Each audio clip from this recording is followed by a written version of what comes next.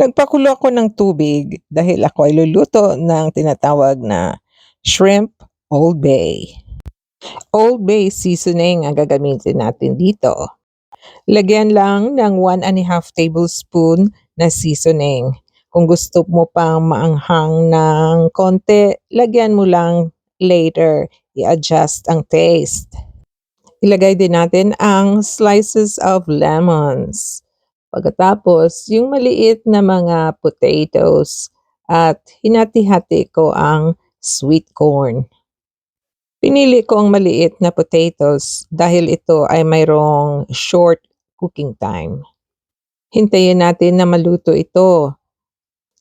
Ang mix of ingredients natin dito ay nagbibigay ng a little sweet and sour taste sa ating mixture.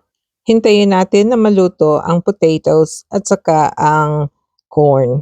Pagkatapos, ilagay natin itong mga shrimps.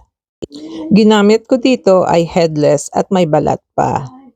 See to it na nalinis maayos ang shrimps nyo.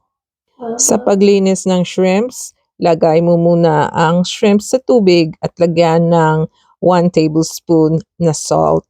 Pagkatapos, ibabad ng 10 minutes.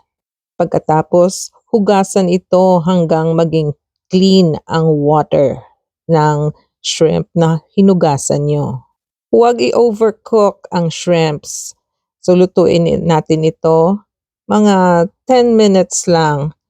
Then after 10 minutes, check natin at i-adjust na ang taste. Salamat sa pag-subscribe, follow and share sa Hungry Buddies 182. It's my pleasure to share with you my recipes. At ito na ang ating shrimp Old Bay. Enjoy!